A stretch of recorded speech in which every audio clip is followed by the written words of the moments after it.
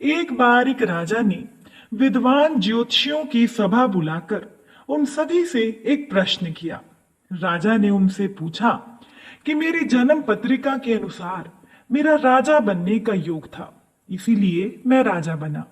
लेकिन उसी घड़ी उसी मुहूर्त में अनेक जातकों ने जन्म लिया होगा, तो वो राजा क्यों नहीं बन सके? इसका क्या कारण है? साथ संगत जी, अब राजा के इस प्रश्न से जितने भी ज्योतिषी वहां मौजूद थे वो सभी निरुत्तर हो गए। किसी को भी राजा के प्रश्न का जवाब नहीं मिला। अचानक एक वृद्ध खड़े होकर बोले कि महाराज, आपको यहां से कुछ दूर एक घने जंगल में एक महात्मा मिलेंगे। उनसे आपको आपके प्रश्न का उत्तर मिल सकता है। अब राजा ने घोर जंगल में जाकर देखा कि एक महात्मा आग के ढेर के पास बैठकर अंगारे खाने में व्यस्त है।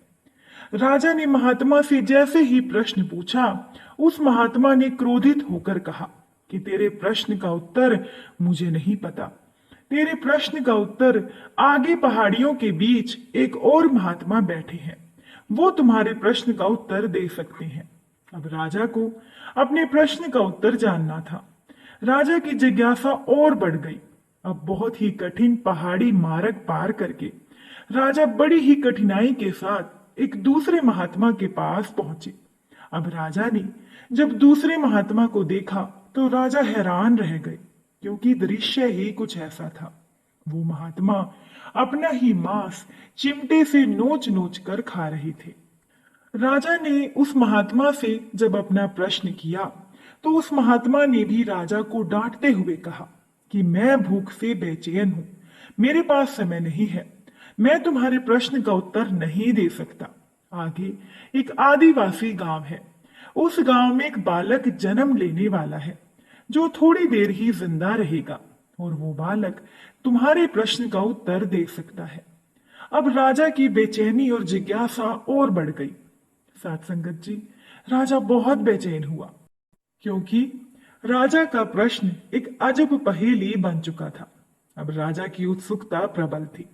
राजा दोबारा बहुत ही कठिन मार्ग पार करके उस आदिवासी गांव में पहुंचा, और गांव में जिनके घर में बच्चे का जन्म होने वाला था, राजा ने उस दंपत्ति के घर पहुंचकर सारी बात उन्हें बताई। अब जैसे ही उस दंपत्ति के घर पर बच्चे का जन्म हुआ, उस बच्चे को राजा के सम्मुख उपस्थित किया गया। राजा को देखते ही वो बालक हंसते हुए बोलने लगा कि राजन, मेरे पास भी समय नहीं है, किंतु तुम अपने प्रश्न का उत्तर सुन लो।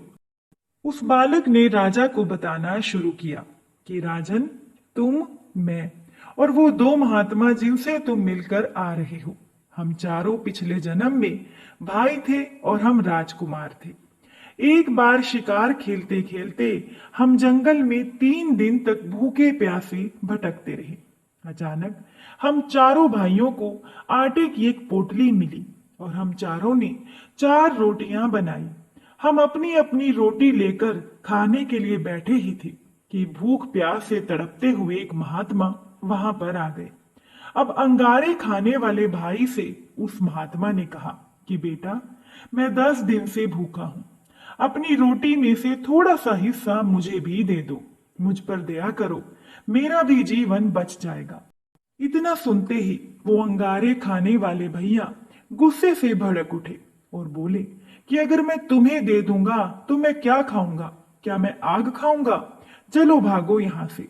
फिर वो महात्मा मांस खाने वाले भाई के पास आए और उनसे दया की भीख मांगने लगे। लेकिन उसने भी महात्मा को गुस्से में आकर कहा कि बड़ी मुश्किल से तो हमें 3 दिन के बाद ये रोटी मिली है, अगर मैं ये रोटी भी तुम्हें दे दूंगा तो क्या मैं अपना मांस नोच कर खाऊंगा? अब भूख से लाचार वो महात्मा मेरे पास भी आए। उन्होंने मुझसे भी रोटी मांगी, लेकिन मैंने भी भूख में अपना धैर्य खोकर उन्हें कह दिया कि चलो आगे बढ़ो, अगर मैं तुम्हें रोटी दे दूंगा तो क्या मैं भूखा मर जाऊं? उस बालक ने राजा को आगे बताया कि अंतिम आशा लिए वो महात्मा आपके पास भी आए। उन्होंने आपसे दया की याचना की, आपकी रोटी में से हिस्सा मांगा, तो आपने दया करते हुए खुशी से अपनी रोटी में से आधी रोटी उस महात्मा को आदर सहित बहुत ही खुशी के साथ दे दी। और वो महात्मा आधी रोटी पाकर बहुत खुश हुए और बोले कि तुम्हारा भविष्य तुम्हारे कर्म और व्यवहार से फलेगा। उस बालक ने राजा से कहा कि राजन, इस प्रकार उस घटना के आधार पर हम अपना अपना भोग भोग रहे हैं। और ये कहकर वो बालक मर गया। धरती पर एक ही समय में अनेक प्रकार के फल फूल खिलते हैं, किंतु सबके रूप, गुण, आकार, प्रकार और स्वाद सबका अलग होता है। अब राजा ने माना कि शास्त्र भी 3 प्रकार के होते हैं, ज्योतिष शास्त्र, कर्तव्य शास्त्र और व्यवहार शास्त्र। इसीलिए हर एक जातक सब अपना दिया किया लिया ही पाता है। यही तो जीवन है। सभी अपने कर्मों का फल ही भोगते हैं।